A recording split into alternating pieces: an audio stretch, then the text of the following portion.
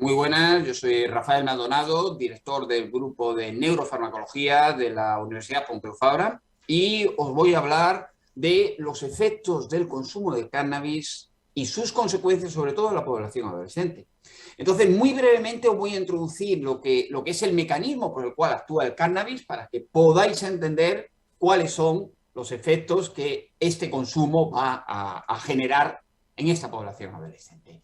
El cannabis, bueno, todos lo conocéis. El cannabis sativa es una planta que contiene más de 140 cannabinoides, es decir, contiene una gran variedad de compuestos y más de 400 compuestos adicionales, terpenoides, con lo cual realmente es una mezcla de una gran cantidad de compuestos, de los cuales, sin lugar a dudas, el más importante por sus propiedades psicoactivas es el tetrahidrocannabinol, pero también hay otros muy importantes como el cannabidiol, y el tetrahidrocannabinol, que es el principal responsable de los efectos psicoactivos, se va a encontrar sobre todo en las flores de la planta femenina, ¿no?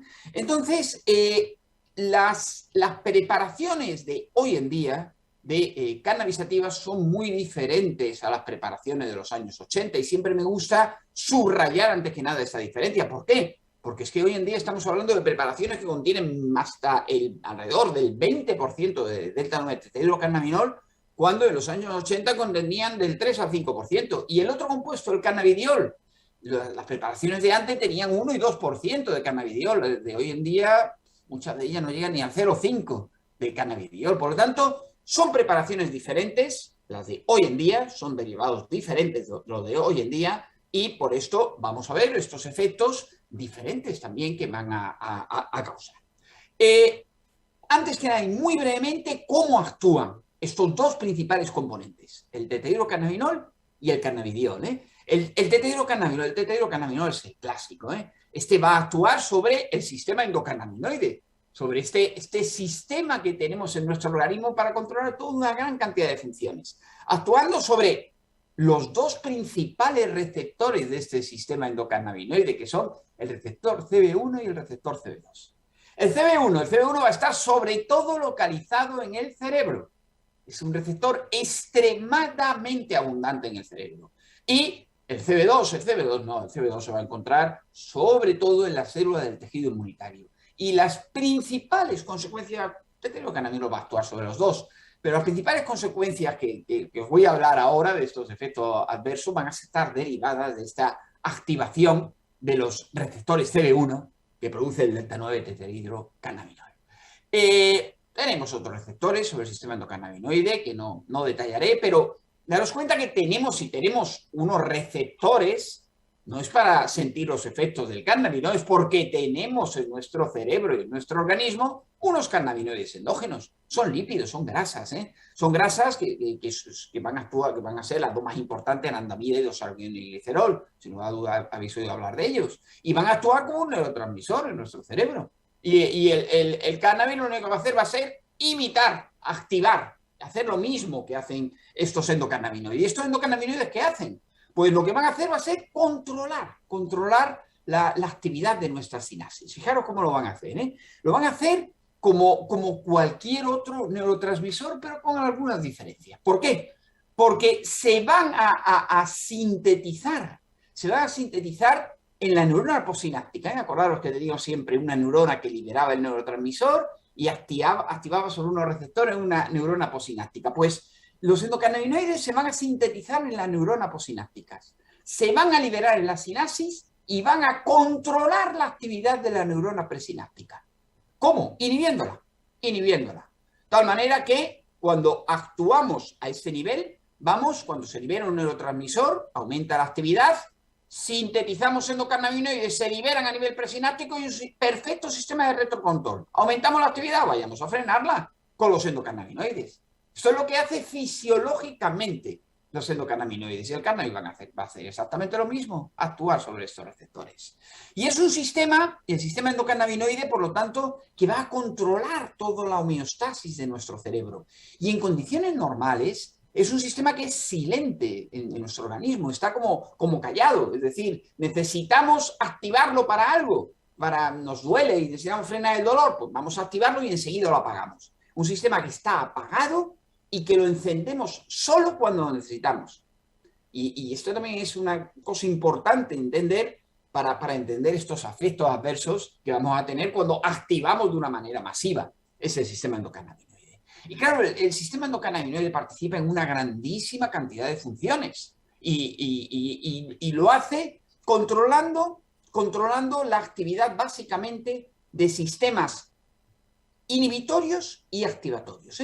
Imaginemos una neurona, por ejemplo, la neurona cognitiva, vamos a hablar sobre todo de los efectos a nivel de memoria, una neurona que va a responsabilizarse de la memoria, ¿no? Pues entonces tenemos siempre, esta neurona va a tener un activador, que es el glutamato, y un inhibidor, que es el GABA.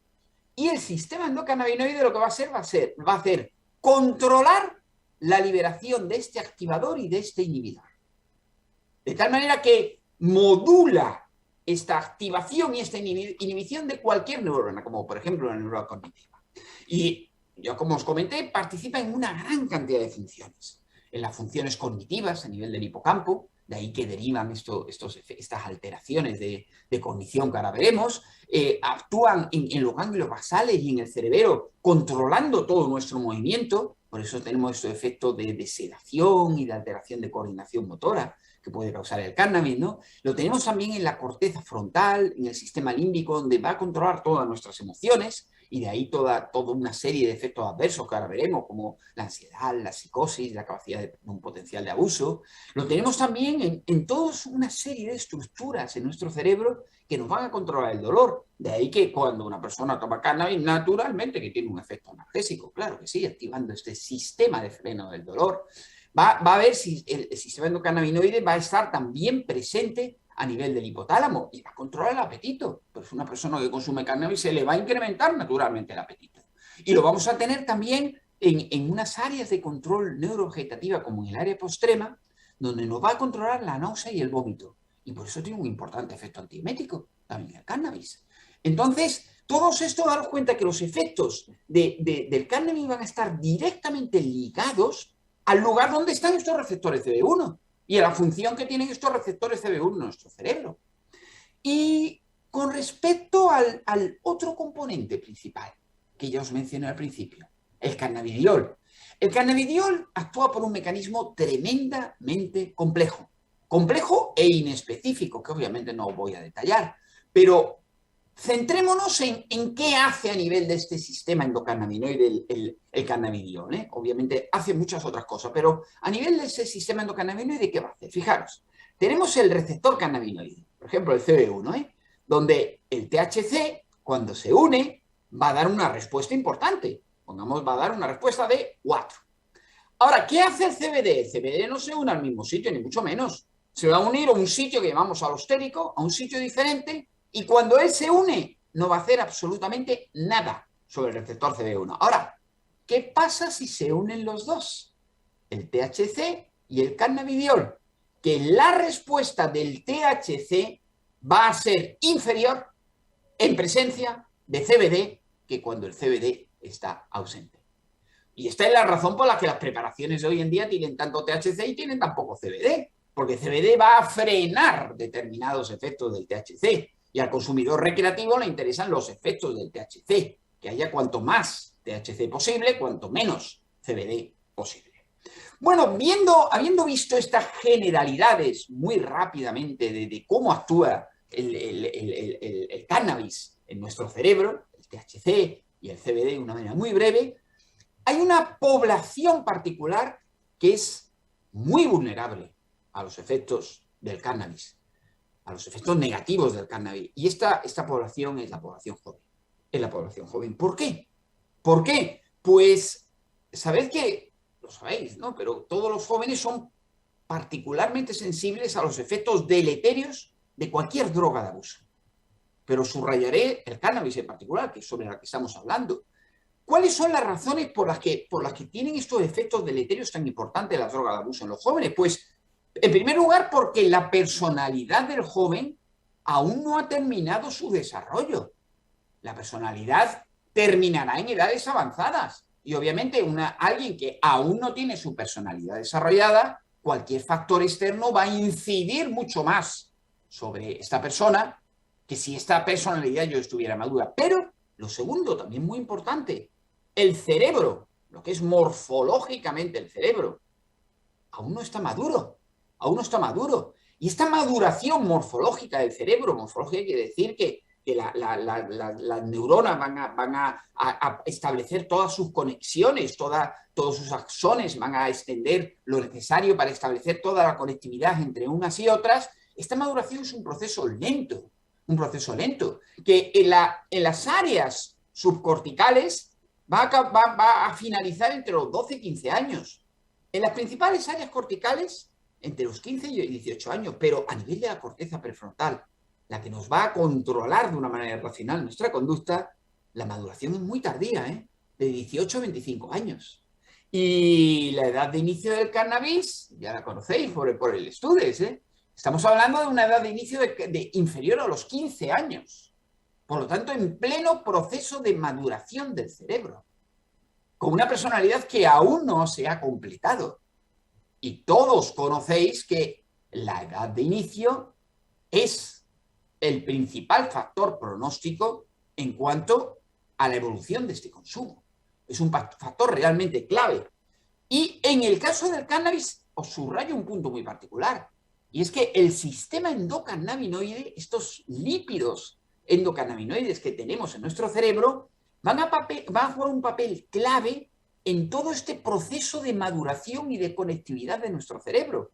Va a guiar nuestros axones para que vayan al lugar preciso, para establecer las conexiones precisas. Obviamente, si interferimos aquí con el tetrahidrocannabinol a edades tempranas, las consecuencias van a ser mucho más deleterias. ¿Y cuáles son estas consecuencias a nivel de la adolescencia? Obviamente son muchas, y me voy a centrar sobre todo en las alteraciones cognitivas.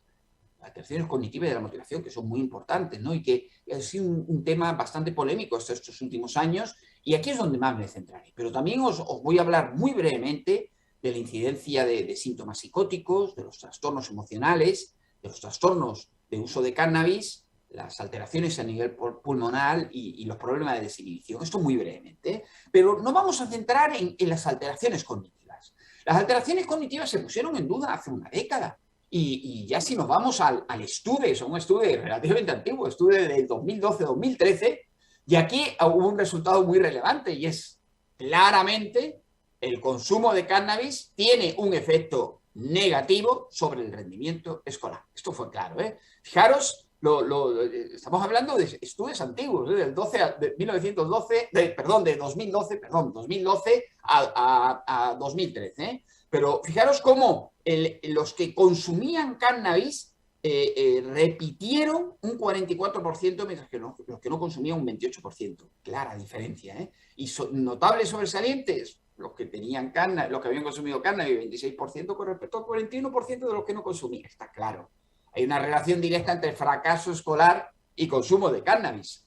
¿A qué se atribuye esto? Pues sabéis que el cannabis produce un efecto deleterio sobre nuestra memoria, sobre nuestra cognición. Ahora os explicaré un poco el mecanismo muy brevemente. Pero además de esto, sabéis que el efecto del cannabis sobre la memoria es muy duradero en nuestro organismo, porque vamos a tener la presencia de cannabis durante muchas horas en nuestro organismo. Y esto durante todo este tiempo va a alterar nuestra memoria. Y no solo eso, la motivación, un tema del que no daré mucho detalle, pero obviamente también va a verse afectada por un consumidor adolescente de cannabis. Pero con estos datos, hoy en día tenemos una información ya mucho más precisa, Acaba de salir publicado un Lancet Child Adolescent Health, en el que nos hace un análisis de los estudios precedentes sobre cambios en funcionalidad y morfológicos a nivel del cerebro producido por el consumo de cannabis en adolescentes y adultos jóvenes. Daros cuenta de la franja de edad, de 10 a 25 años. Recogen también los efectos cognitivos, pero aquí os diré que este estudio creo que es particularmente válido para estos cambios de estructura, porque es cierto que algunos de los estudios cognitivos no estaban estandarizados. Pero si veis la relación, veis un efecto, veis una asociación entre consumo de cannabis y coeficiente intelectual, información, capacidad de procesar información, vocabulario, la tenéis claramente reflejada. Pero si nos vamos a las consecuencias sobre la funcionalidad, sobre estudio de neuroimagen, sobre la funcionalidad cerebral, veis que hay una clara asociación entre el consumo de cannabis y la conectividad de la corteza frontal. Conectividad de estructuras tan importantes como la ínsula, es decir, se altera debido al consumo de cannabis la conectividad en estructuras tan fundamentales como la corteza frontal. Y si nos vamos a morfología, la forma de nuestras neuronas, de nuestras estructuras cerebrales, pues fijaros cómo el consumo de cannabis a nivel del volumen de sustancia gris, donde están las neuronas en nuestra corteza frontal, hay una relación directa entre ese volumen de sustancia gris y el consumo de cannabis. No solo eso, sino también hay una relación directa con la integridad de la sustancia blanca. Es decir, estamos hablando de cambios morfológicos a nivel de nuestro cerebro, a nivel de estructuras tan básicas como la corteza frontal, debidas al consumo de cannabis durante la adolescencia. Bueno, y ya os digo que este conjunto de análisis reflejan que nos faltan datos, tenemos estos cambios a nivel de estructura, pero en nuestros jóvenes, ¿qué ocurre a nivel de la cognición? Hay datos que pueden ser relevantes, otros que no son relevantes, y aquí la conclusión es clara. Necesitamos más estudios. Necesitamos más estudios para conocer claramente qué está ocurriendo aquí a nivel de la cognición. Parece que ya lo conocemos bien a nivel de la estructura del cerebro, pero a nivel de la cognición necesitamos más estudios. Lo que sí disponemos son de algunos estudios muy recientes que nos recogen los efectos sobre la población general de este consumo de cannabis. Y aquí sí que podemos ver un estudio publicado el año pasado, lo mismo, un análisis del conjunto de estudios previos. Aquí sí que se puede ver cómo hay una relación directa entre el consumo de cannabis y diferentes aspectos de nuestras capacidades cognitivas. Como por ejemplo, la impulsividad cognitiva.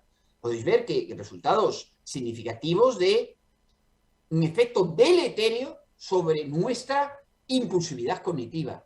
Sobre la impulsividad motora, sin embargo, no, fijaros. Sobre la impulsividad motora no hay un resultado concluyente, no se observó.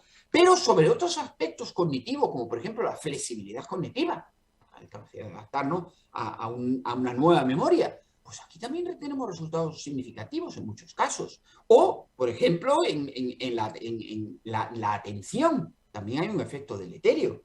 Pero quizás donde se encontraron un efecto deleterio más claros es en los diferentes parámetros que medían la memoria a corto plazo. Aquí los cambios, ya lo veis, muy importantes, y también a nivel de memoria a largo plazo. Quizás un poco menos consistente en algunos estudios, pero veis que la mayoría de los estudios reflejan claramente estas alteraciones en memoria a corto y a largo plazo, en impulsividad cognitiva, en flexibilidad cognitiva, en atención, debido al consumo de cannabis en el conjunto de la población. Sin ser capaces de discriminar claramente, porque nos faltan estudios adicionales, cómo incide en particular en la población adolescente este conjunto de estudios.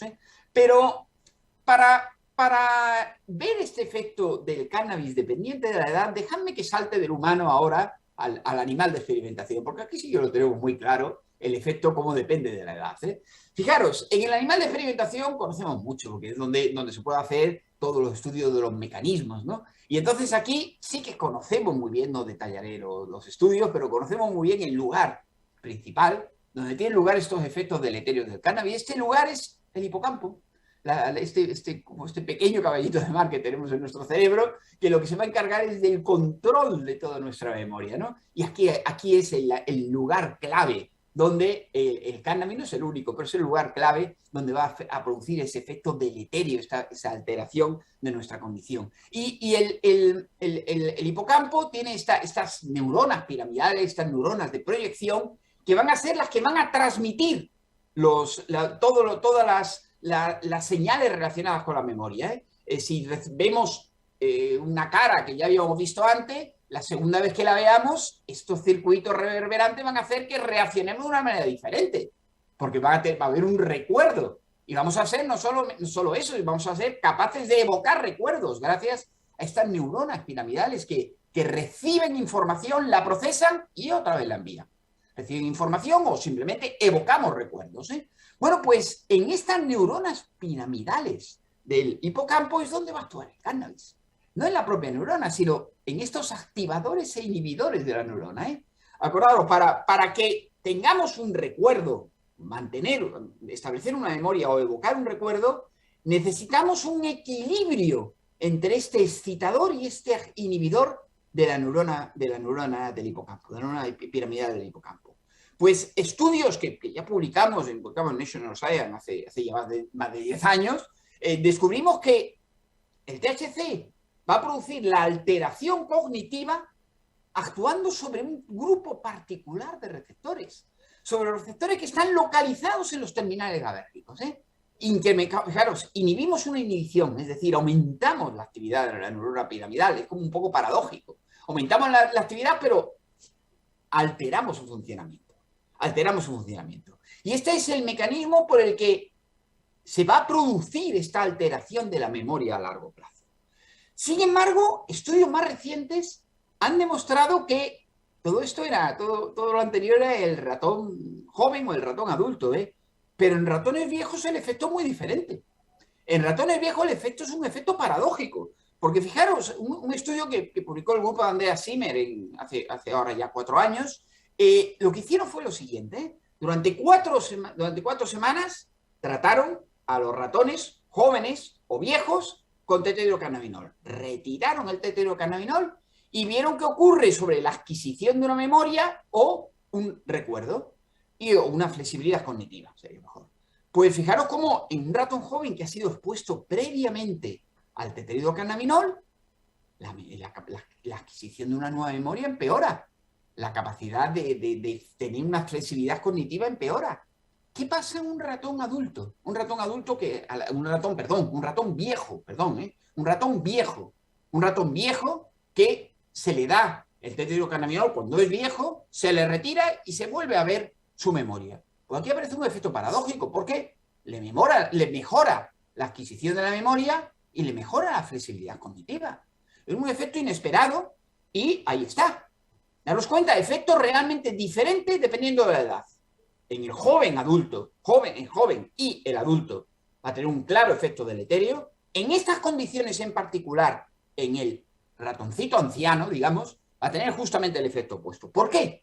Aquí, claro, se entiende muy bien el mecanismo. Con animales modificados genéticamente se consiguió demostrar que en el ratón viejo mejora el efecto cognitivo porque actúa sobre estas neuronas excitatorias, sobre las neuronas glutamatérgicas, inhibiendo una excitación y hace que esta neurona piramidal pueda funcionar mejor. En el ratón adulto o en el ratón joven, no, el ratón adulto y el ratón joven va a ser un efecto predominante sobre la neurona GABAérgica, totalmente diferente.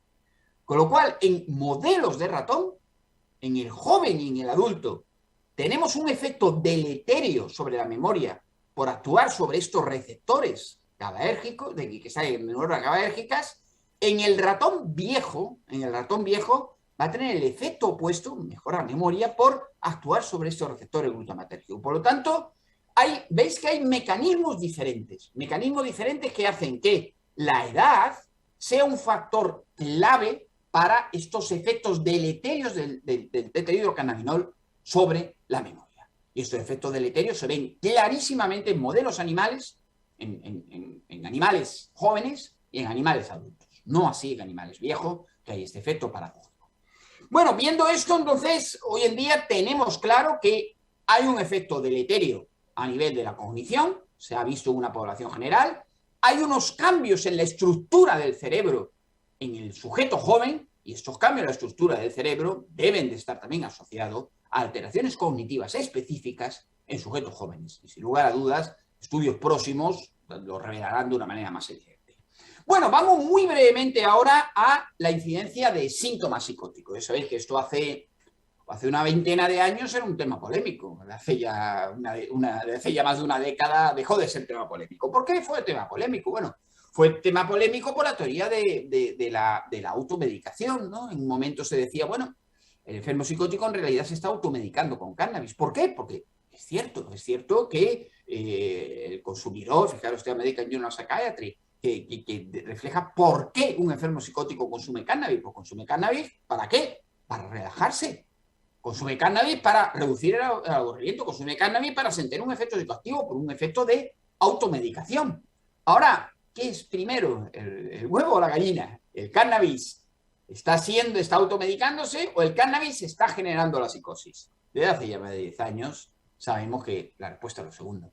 El cannabis incrementa la incidencia de psicosis. Y esto, a mí me gusta mucho el Lancet, que se lo he publicado en el año 2007, de Moore, en el que demostraba que aquellos sujetos que habían consumido alguna vez en la vida cannabis tenían un 40% más de incidencia de psicosis, mientras que aquellos que eran consumidores problemáticos se multiplicaba por 2, es decir, tenía un 100%, un ratio de 2. Se multiplicaba por 100, o sea, se multiplicaba por 2, se multiplicaba por 2 la incidencia de psicosis.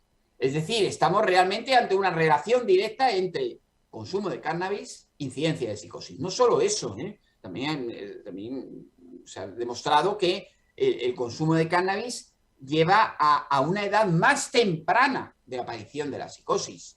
Y un punto importante son las características del cannabis de hoy en día. Acordaros que hoy en día tenemos cannabis con alrededor del 20% de THC y 0,5% de cannabidiol. Y sabemos muy bien que el THC es propsicótico. El cannabidiol se está estudiando por sus posibles efectos antipsicóticos. Por lo tanto, una preparación que tenga muy poco potencial antipsicótico y mucho efecto propsicótico va a ser mucho más deletérea sobre la psicosis que las preparaciones que había en los años 80. No os quepa duda. Bueno, viendo este paréntesis sobre la psicosis, vamos ahora también a hacer un breve resumen a nivel de trastornos emocionales. Trastornos emocionales, ¿qué es lo que sabemos? Pues ya sabéis, el efecto del THC sobre la ansiedad. El THC tiene efectos tremendamente variables, ansiolíticos, ansiogénicos, dependiendo de dosis, vulnerabilidad individual, ambiente, de tantos factores. Pero, sin embargo, el CBD sí que es ansiolítico. El CBD tiene un efecto ansiolítico que está bien reportado. Estas preparaciones de hoy en día, claro, son menos, entre comillas, ansiolíticas que de los años 80. Y hoy en día sabemos que el consumo repetido de cannabis aumenta el riesgo de aparición de trastorno de ansiedad. Ya no hablo del efecto agudo del cannabis, hablo de las consecuencias de este consumo repetido. Se conoce bien que hay un incremento de los trastornos de ansiedad. A nivel de depresión era un poco más polémico, hasta que ha aparecido recientemente una serie de estudios muy, muy claros al respecto. A mí me gusta mucho este Lancet Psychiatry, que ha aparecido en 2017, en el que lo que hacía era incidencia de depresión e ideación suicida en sujetos que habían consumido cannabis a edades tempranas, adolescentes y adultos jóvenes de 10 a 25 años. Y lo hicieron en hermanos gemelos. ¿Para qué? Para separar lo que es predisposición genética de factor adquirido el consumo de cannabis. Y lo que vieron era que aquellos que usaron alguna vez cannabis, aquí no había ningún tipo de relación. Porque mirad los ratios y todos cruzan, casi todos, prácticamente todos cruzan el 1, excepto dirección suicida algún día, pero todos prácticamente cruzan el 1, ninguno es significativo. Ahora, uso de cannabis temprano, esto es lo mismo, aquí se recogen diferentes estudios, uso de cannabis anteriores de 17 y 18 años, dependiendo del estudio. Aquí sí que sale todo significativo, Fijaros cómo incrementa el trastorno depresivo mayor, incrementa la ideación suicida, y fijaros, por ejemplo, en intento suicida, un ratio de 2 en intento suicida. Y cuando aquellos usuarios de cannabis frecuente, lo mismo. Aquellos usuarios de cannabis frecuente tenían un ratio de 1,5 para trastorno depresivo mayor y un ratio prácticamente de 2 para el intento suicida. Es decir, que está claro que el consumo de cannabis, el consumo temprano de cannabis o el consumo frecuente de cannabis tiene una incidencia negativa sobre el trastorno sobre la aparición de trastorno depresivo mayor y de ideación suicida. Obviamente también hay factores de predisposición genética, sin lugar a dudas, pero este factor adquirido juega también un papel importante. Y si nos vamos al trastorno por uso de cannabis, capacidad de producir una adicción del cannabis. En fin, es algo que no os tengo que comentar, porque sois todos especialistas de estas temáticas y todos sabéis cómo ha aumentado las visitas a los centros de atención por problemas relacionados con el cannabis. Una evidencia que ni os mencionaré, pero que todos conocéis. Simplemente recordaros que el cannabis, en efecto, es capaz de producir un proceso adictivo, tiene potencial de abuso, pero es que el mecanismo es exactamente el mismo mecanismo por el que tiene potencial de abuso cualquier otra droga. Acordaros, absolutamente todas las drogas, la que buenamente queráis. todas las drogas van a ser capaces de generar este potencial de abuso, ya sabéis que no es adicción, es capacidad de que yo vaya a consumir y a consumir y a consumir, genere o no la adicción. Va a generar el potencial de abuso porque van a ser capaces de activar los circuitos de refuerzo en nuestro sistema límbico. Circuito de refuerzo, ya sabéis, de una pequeña estructura que tenemos en el tronco de nuestro cerebro, que es el área tegmental ventral, va al sistema límbico y cuando se libera dopamina, principalmente en el núcleo accumbens, se va a generar placer. Se genera placer y esta capacidad de liberar dopamina, de generar placer, es el punto de partida para el potencial de abuso. Y esta capacidad naturalmente que te la tiene el cannabis, al igual que cualquier otra droga de abuso. Es decir, el cannabis tiene un potencial de abuso por exactamente el mismo mecanismo que cualquier otra droga. Para que buenamente me digáis. Su capacidad de activar los circuitos de refuerzo en el sistema límbico. Y por lo tanto, por eso estamos viendo hoy en día tantos trastornos por uso de cannabis. Bueno, y un tema que también me gusta siempre señalar es la toxicidad a largo plazo a nivel pulmonar. Es algo que muchas veces tendemos a olvidar. Y daros cuenta que estamos con una sustancia que se va a usar por vía inhalatoria, se va a fumar, y que es un agonista de los receptores cannabinoides que va a producir una dilatación de los bronquios. Va a producir una dilatación de los bronquios al momento que se fume. Resulta que el tabaco, todos sabéis que es tóxico para los pulmones.